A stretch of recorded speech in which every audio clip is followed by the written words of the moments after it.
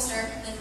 The show is called Songs from the Stage, and it'll be a musical theater themed concert. The last time that we did a show where all of the material came from a musical was in 2002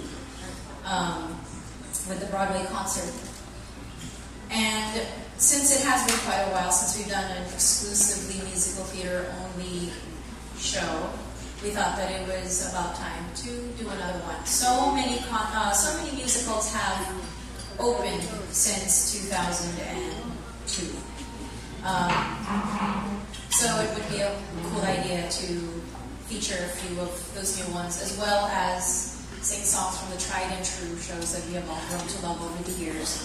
We'll feature Andrew Lloyd Webber, of course, and then Manuel Miranda. I think we'll have a little Bublila Schomburg. We have, I think, Kayayab and Joey Reyes. I think we have that one song. Trying to think what else. And shows that, and actually songs that started their lives elsewhere that ended up in musicals will also be included. So you may find yourself saying, oh, that ended up in a show and I had no idea. In shows like Beautiful and Jersey Boys, which are jukebox musicals with stories. Just to cite a couple of examples.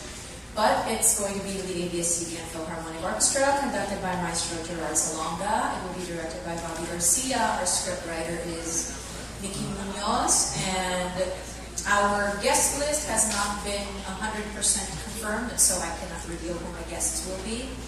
But when everybody has signed on the dotted line and has said yes, then that's when we'll be able to tell you all who will be singing along with me. Well, I can't reveal that my daughter will sing with me, so that should be fun. She is obsessed with musical theater, Phantom of the Opera in particular. So I think she's, this will be a good fit for her. And hopefully this concert, hearing a lot of the music from here, will further increase her enjoyment of this art form, especially since I work in it. If you have any questions, I will gladly take them. Questions? Mr. Mario. Yes, Mario. Hi, Leah. Hi, Mario. Missed you from last night. I know, so long ago. And congratulations for that award. Thank you. Thank you. We wish you bon voyage. Yeah, I leave next week for Sydney, and I'll be doing concerts at the Sydney Opera House. It's kind of a bucket list item that I can check off on February the 3rd and the 4th. Gerard and I are going to be working in that story venue. I mean, I've seen it, and I've taken a tourist-type tour of the place, and it is quite breathtaking. And when I went into the actual concert hall where I will be performing, I did this a couple of years ago. We were standing all the way in the back at the top, and I had my agent with me, and my makeup artist was actually also here. We were on that tour, and I said, one day, I will perform here. I will sing here. And less than 2 full years later, all of us are actually going to be back, and we'll actually say that we got to work there. So it's something that I'm really looking forward to. And then we're moving on to... and then to Melbourne. No, it's just Sydney and Melbourne. And Melbourne is February 7 and 8 with Orchestra Victoria. The one in Sydney is with Sydney Symphony and Orchestra Victoria in Melbourne. And the program is a little bit different. Gerard will be conducting that one also. And then we spend a day, I guess because of flight schedules and whatever, we'll spend a day just able to relax and breathe for a little bit, and then come home. Yeah, I'll take whatever downtime I can get, and then once we get back home, it's all about this concert. Nina Corbus was asking... Under the bus, she is okay. Well, what's the hardest song for you? What are the hardest songs for you to sing? Particularly here in this... I think for this one, we haven't finalized the entire repertoire yet, and so far I'm looking at everything. And for the most part, everything is within vocal reach anyway. And since all of these songs will be arranged for my voice and going to be too difficult. I think you kind of wander into difficult territory when you stick to what it was originally, which was created for another human being with a whole different instrument. And it's as if you're forcing a cello to play a violin part. And that isn't exactly fair. So the arrangements are being created for my voice. And all of these arrangers know my sweet spots, or Gerard will tell them where my sweet spots are. And so, I mean, if I'm going to say a song like Divine Gravity, I'm not going to sing it in Idina Menzel's key, because that's just ridiculous. I'll sing it in my key, and then all of those sustained notes, everything that I'm hitting is right for my instrument. I mean, it's challenging, but it's not like I'll have to pray the rosary every time I'm going to sing it. But I mean, and then there's the other difficulty is when you sing a song that was immortalized by a singer, and then they made that version so iconic. Then comparisons might be drawn, and then there's that. So all I can do is sing it the way I would sing something, and hope that the audience appreciates that. Okay, my final question. Ano yung hugot mo sa guitar string? Oh! I don't know. I don't think about it. I guess I remember, that flutter of that initial attraction to whomever. I mean, whether it's obviously my husband, and then their previous boyfriends, or just attractions to people that no relationship formed from. I mean, you have that.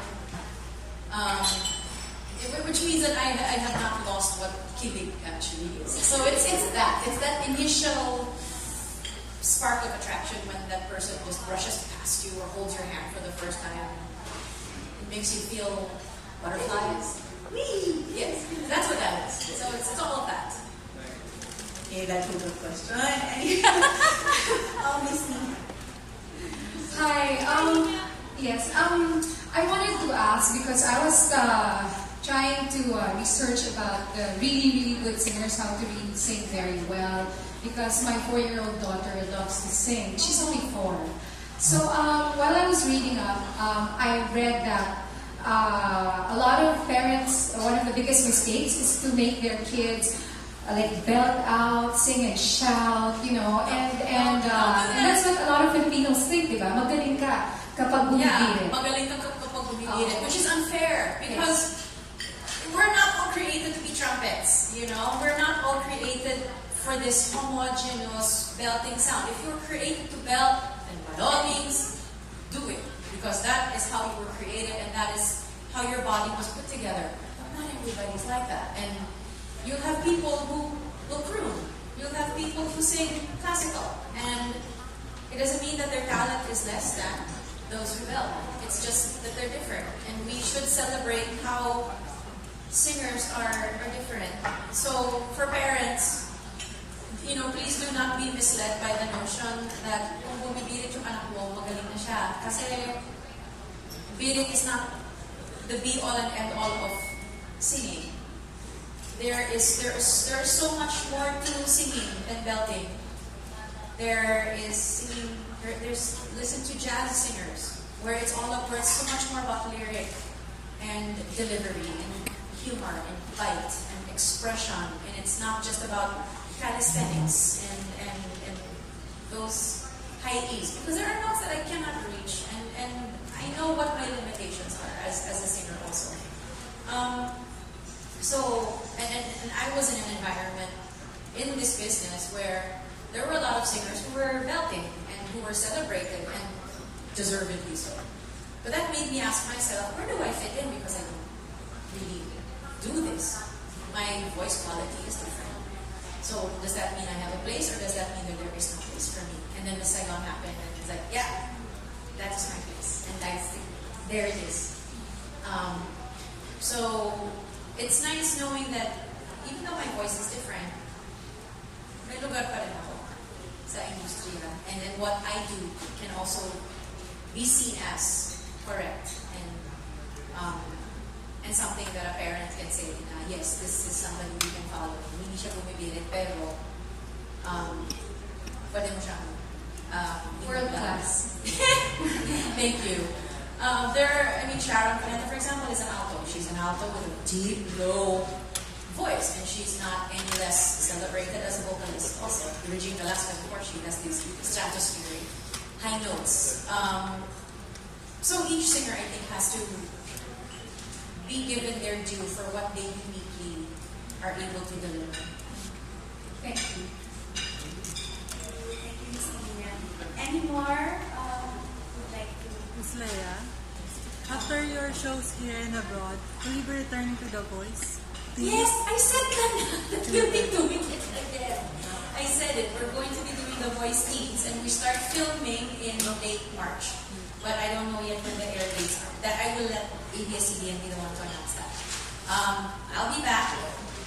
Sharon will be back. I think Bamboo will be back. But we have a fourth. And I know who it is, but I can't say it. How about You'll all have to find out when you all find out. I can't preempt that bit of news. But there will be 4 of us. And we have all decided to just have a good time. And yeah. And I was out to dinner with Bamboo, and I said, yeah, we'll just have fun this season. And then he looks at me and he says, yeah, you say that now. But by the time the season ends, you're going to have this look on your face, and you're going to be all competitive. Like, yeah, you know me well. So I'm sure that is going to happen. But I'm looking forward to who we might find. And since we're doing teenagers this coming season, it's people like Morissette, people like Karen Espanto. I'm looking for amazing talent. That's what we're all looking for, of all different kinds. And hopefully we get a really nice, diverse field of singers. Kasi nakaka-umay din if you hear just one type of singing.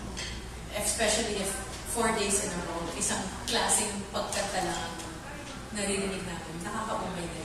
So we need something, we need diversity, we need uniqueness. We are looking for who you are as the vocalist. Whatever you are, and kung sino ka man talaga, yun ang dapat ipakita sa akin. Okay, thank you. A question from Rapper. Hi, Leia. I was wondering if there were any songs in this concert that you knew had to be part of the show. Oh my gosh. I knew we had to include something from Les Mis, but not what I normally sing. Because I sing that a lot, and I use the opportunities to do concerts here to try out different material and stuff that people may not expect me to sing. So we have that. So we have Dylan Schomburg represented. I knew I had to include something from Hamilton because Lynn might kill me if I don't. And it's like Vern. We're doing Vern. And I've road tested it already, so I know that it works. The arrangement works, and my gosh, if we're talking hugot, that is one major hugot song. And I love the point of view, and I love which character sings it, and the perspective that she presents, which we don't always get. I mean, when we hear the words political sex scandal, for example, you will hear from the politician who made the wrong. We don't always hear what the right has to say. But with that song, we actually do that. So whenever I sing it, I think about all these political wives throughout history that have been wronged by their otherwise brilliant, intelligent, and magnetic husbands, and wonder what they must have been thinking at the time that the scandals came to light. So I channel that for that song. What else? I can't reveal all of the material, but those are 2 that I certainly have. And I'm hoping like Manuel Cruz will be we pretty much stuck to what it originally is. I mean, if something is right, there's no missing with it. Okay, we have a question from Philippine Star Online. Okay. Leia. Hi. Well, similar. What line or hugot line from any of the songs with the feature touched you the most? Oh, wait.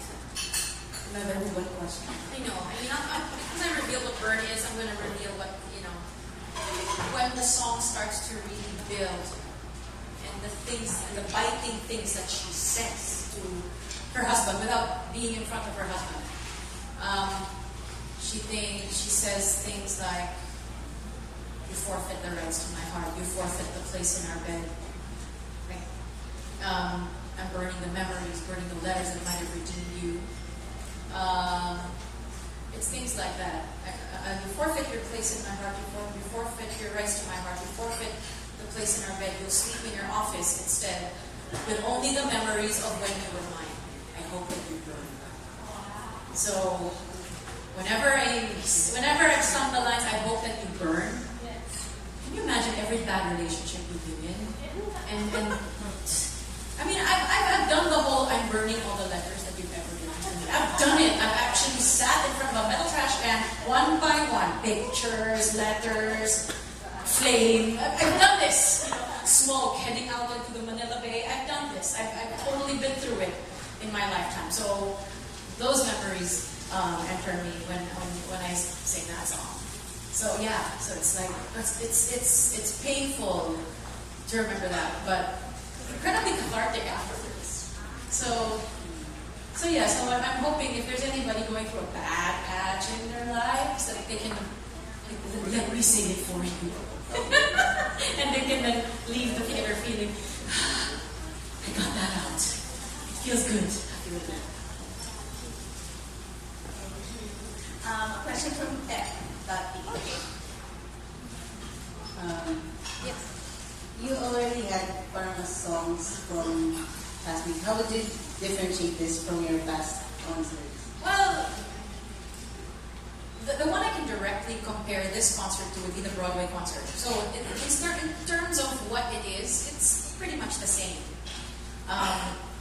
It's just 15 years later, and well, a lot of other shows have been produced. So a lot of the newer stuff we will actually get to present. Shows that were produced, say, in the last few years on Broadway or in the West End.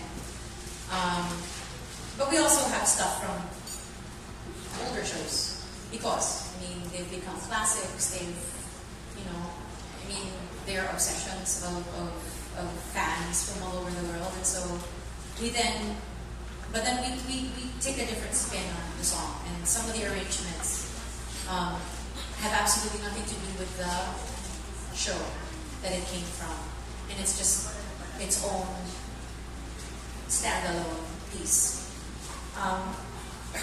which is fun to do, because then I don't have to try and fit it into what the show was, and I just treat it as a song and infuse a story and try to keep it alive in its own way. So, for example, if it's a song from Les Mis, but the arrangement's very different and very modern, then it evokes something else. It evokes another story that has nothing to do with the show from which it came. But yeah, the only difference is that we have newer shows now represented in this one compared to the other one. You're going to be handling teams on The Voice. Yeah. How would you differentiate your judging style or your coaching style? I don't think there's really much of a difference. I mean, I'm super nice when it's like little kids because I don't like making people cry if I don't have to. You want them to be confident. You want to let kids feel that, hey, I learned something, I can go further, and you kind of want to keep pushing in the right direction. And I guess I learned that from mentors that I've had that I've fallen in love with, and they always made me feel like I was stronger than I really was. With adults, I can absolutely be more direct and to the point, and I'm not always kind. I'm a little more honest with what I say because, well, they're grown-ups, they can handle it. I assume. Because it's not always the case. I think I've heard some feelings at some point along the way. But with teens, you're kind of in this in-between. And what I want, I guess, that these young people to know going in, before they decide to pick me. I am a stickler for whether or not you are in tune. If you are not in tune, and even to the kids, I tell them, okay, you're flat, go higher. And I don't baby my kids even then. So you will not get babied by me.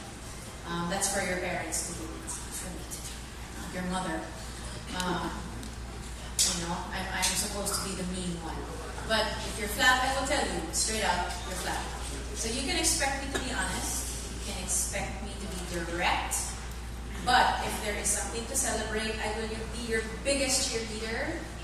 I will be completely behind you and supporting you no matter what happens until the very end of the competition. And whatever happens, you will have a good time. It will be fun. And not just for the people watching. I mean, it is a TV show and it's still entertainment. But it will be fun for those who end up on my team. I try to keep things light and interesting while still having some educational content for them. I don't want them to leave feeling like they got nothing out of it. Thank you. Any more questions? Gemma? Hi, Yes, Gemma. Orange. Orange Magazine. Yes, Magazine. Gemma. What's your favorite and least favorite song to perform? My favorite? Oh, I don't have a favorite. I think the favorite song I have is whatever I've been so excited to learn or relearn, or if I know that there's an arrangement of something, a song that I already love, then I look forward to it. Least favorite? I think a song only becomes a least favorite if I'm feeling under the weather and I feel like I can't reach the notes on that day. And then I get all paranoid. I said, I wish I didn't have to sing that song right now, but I know I have to. It happens normally if I'm doing an 8-show week and I'm at show number 7 in 8. And when I have my big solos coming up, and then in my head I'm like, I'm so tired, I really don't want to do this right now. And it threatens to psych me out, but I have to win my argument with myself and open my mouth and sing the song and gather it up again for the next one. So I think it's only when I don't feel like I'm at 100%. That's when whatever song I open my mouth to sing feels like it's not my favorite song. But when I'm raring to go and when I'm excited, then every song that comes, I want to do. One more. There's Cinderella. Although I know you won't be performing any Disney songs from the concert. Really Disney? I don't know. I need to confirm what our lists are. We're not doing, well, Cinderella, this was the Rodgers and Hammerstein Cinderella that we did. But as far as the Disney question, I honestly don't know. There might be, but parang hindi yata. Well, if it's going to be a Disney song, it has to come from the live action musicals. And there have not been that many. I mean, there's been Beauty and the Beast, there's been Aladdin, there has been Hunchback of Notre Dame. So, I don't know, maybe one song from one of them. I'll have to check. Speaking of live action, I read somewhere that they're planning to do Aladdin and Mulan. Would you be interested to be for sure, part? they've done it. And it's been on Broadway for 2 years. as a and movie. It's been in the, what? As a movie. Oh, okay. Would you be interested to be part? I'll be part of it, sure, but don't let me play Mulan. It's a younger woman's game, and it really should be a younger woman to play it. Someone in her 20s to do that, and somebody who can really pass off as a man without all the makeup, because you have to believe that part of the story too. And if we as audiences don't believe it, it's like patay na tayo. But I would not mind being a part of it if everything aligned just right for cameos or for small bits and pieces here and there. I would love to. I mean, Disney's a gift that keeps on giving. So if it keeps on giving in this way, then I will absolutely take it. But how's your relationship with Disney? Very good. Any still plans of having you in? Oh, I still sing for them. Actually, I still sing for them. There's going to be. if there's a new toy for either Jasmine or Mulan that requires the singing, I have to go into the recording studio and record. If there's an attraction that requires a brand new recording of that song, I go in, I record, and with the way that digital recordings take place now, I can record here, and all the files just get sent, and everything gets put together. So, again, it's the gift that keeps on giving, and I still sing for them.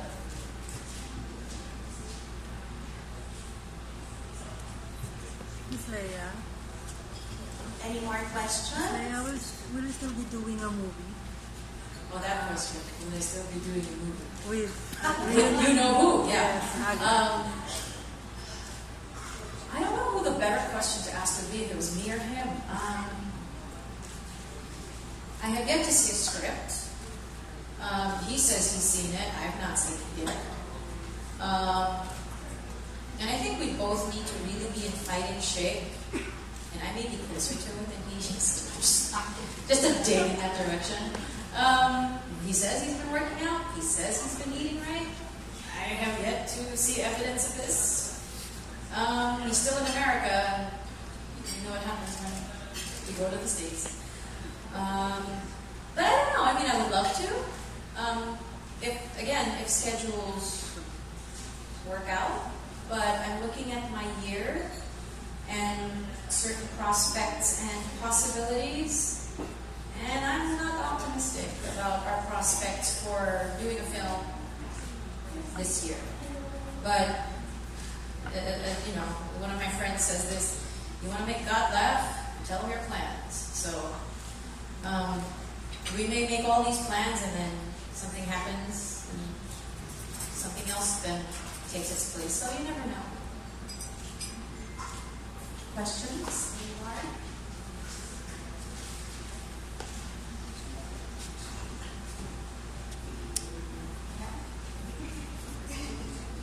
It's okay. It's okay. Isa, or something to ask? From Manila Times. Okay.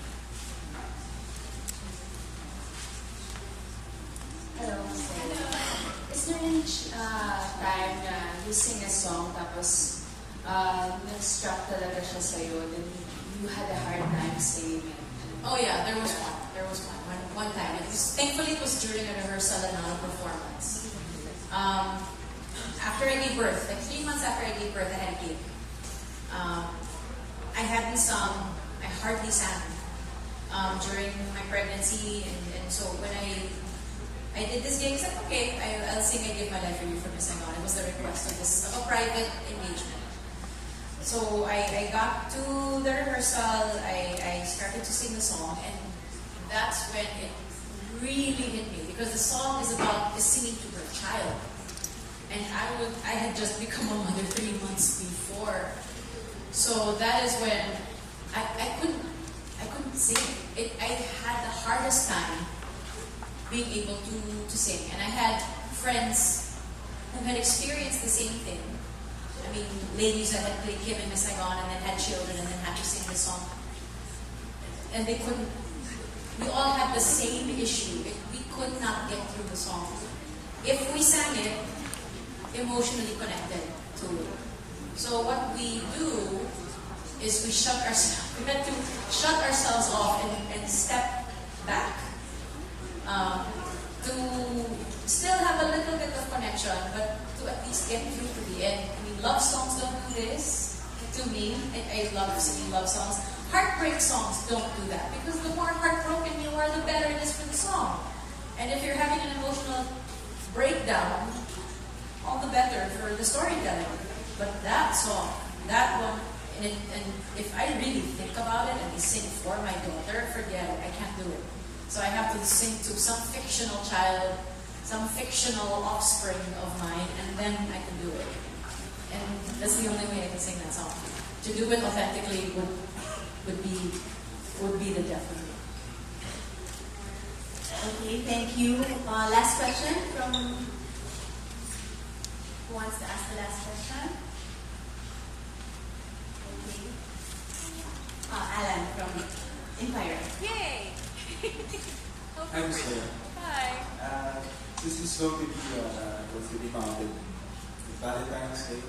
Well, So, not quite. After. A little bit after. yeah, but so I'm just wondering, what would you say has been the most memorable Valentine's Day? For me? The most memorable Valentine's Day. Well, my husband and I, he complains that a lot of the milestones in our lives are so closely spaced together. Our wedding anniversary is the 10th of January. Valentine's Day, the 14th of February. My birthday is the 22nd of February. His birthday is the 20th of April. Our daughter's birthday is the 16th of May. So everything is... So, Valentine's Day, it's, but we always go out to dinner. We always try to make a connection with one another and try to remember that it's, a day of lovers. But sometimes it's also a day for me to work. And I end up singing romantic love songs for the people in front of me who are celebrating Valentine's Day. I don't think there's one Valentine's that sticks out in my mind, per se. Not even the ones where I've spent it working. But I think I'll be spending Valentine's Day working on this. So I guess that'll be the most memorable one since it will be the most recent one. But what would you say is your idea of romantic? My idea of romantic has changed since I got married and had a kid. I think romance is still being able to look at your husband or partner and know everything about them and still love them. That's probably my idea of romance. It's not this unknown, you hear bells ringing, you hear orchestra playing, you see each other. No. My husband and I have been together for 15 years as a couple, 13 years married last January. And we know practically everything there is to know about each other. We like each other anyway, in spite of all of it. We make each other laugh. And, there's a funny photograph that he takes, and I appreciate everything that he does. If I'm not able to do something, he picks up the slack for me. If I go abroad, he becomes mother and father for our daughter. And then when he's off playing golf, or when he's off with his friends, when he's taking a break, then that's what we do for each other. And we're family. So I guess for me, it's knowing that here is this man who is fulfilling every single promise made when we got married. And we love each other deeply and beyond romantic. It's like we're each other's best friend, we're each other's confidant, the first person to get good news, the first person to get bad news. One of the most valuable people in my life if I want an honest opinion about anything, even to how my haircut looks, how my makeup looks, what I'm wearing. And he'll be honest. He's like, he will not let me go out of the house if I'm wearing something funny, which I appreciate. It's like, honey, no. And my daughter does that for him. It's like, Daddy, no, you cannot go out looking like that. And so we like each other as well as love each other. So that's what romance is for me. In my last one, I just want to go back to the concert. You mentioned a while ago that you'll be experimenting or trying out new stuff here. Yeah. When you have to sing like my own, all the favorite stuff, how do you make sure that it's something we're listening to? Yeah. Well, there's a lot actually of yung mga tried and tested, those things, we're avoiding a lot of it because I get to sing them throughout the year. But for concerts here, we like, testing material that either I've never sung before, because it's adventurous and it's fun and it's exciting and it makes me nervous and it's a good thing. And it keeps me on my toes as a performer. Na hindi panay yun na lang yun kinakanta ko, na meron ding mga bago. It's good that I'm challenged and Gerard makes sure that I am. But as far as singing a lot of the tried and tested stuff, whenever I do, I guess I just keep the storytelling very clear in my head. I have to know the story that I'm telling first before I can tell it to the audience. And then, if everything is in my head, very specific, very clear, as in clearer in my head, then it will be to whoever's watching. Then I figured that's the way to keep it fresh and to keep it new. And the cool thing about singing a lot of these songs for years and years and years is that sometimes without expecting it, something new happens, as in performance or in rehearsal, that you did not realize you could have done. And then you try it, and then it works. And then something else happens at another performance later on. And then it keeps it alive and it keeps it moving.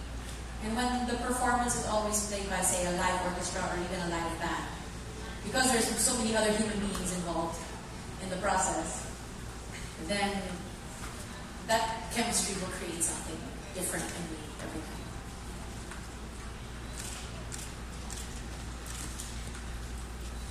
Okay.